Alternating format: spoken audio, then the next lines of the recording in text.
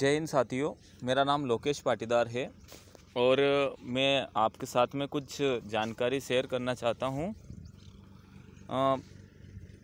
मैं आपको ये बताना चाहता हूँ कि कुछ दिन पहले जब यहाँ पे बहुत सारे खरपतवार हो रहे थे सोयाबीन के खेत में, तो मज़दूरों के द्वारा निकाले गए थे और वो खरपतवार के फूल और फलियाँ बनी नहीं थी, ना ही फूल आए थे, वो कच्चे खरपतवार थे।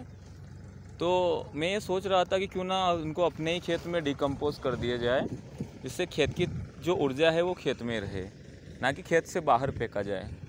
हमारे यहाँ पे मोस्टली जितने भी किसान हैं सब ये करते हैं कि खरपतवार को खेतों से मतलब उठा के खेत से बाहर फेंक देते हैं या फिकवा देते हैं। तो बहुत सौ ने मना किया है कि अगर खेत में इनको डिकम्पोज करना वैसे हो नहीं पाएगा पॉसिबल, क्योंकि अगर ज़मीन के अंदर, मैंने सोचा कि ज़मीन के अंदर गाड़ देता हूँ, तो ज़मीन के अंदर गाड़ने के बाद में भी उन्होंने कहा कि ये बाहर निकल आएंगे। तो मैंने सोचा कि चलो करके देखते हैं, अगर बाहर निकल आएंगे तो 3-4 मैंने स्पॉट सिलेक्ट किए थे। मैंने कहा कि फिर बाहर निकलवा के इनको बाहर फेंकवा देंगे। तो मैंने ये देखिए, ये एक डंडा लगाया था, इसके नीचे मैंने एक गड्ढा करवाया था और उसमें खरपतवार डलवा दिए थे। और मैं आज लगभग 15 से 17 दिन हो गए हूँ उस बात को। यहाँ पे आज तक कोई भी खरपतवार नहीं निकला है, ना ही ऐसा लग रहा है कि इसके नीचे खरपतवार दबे हुए हैं।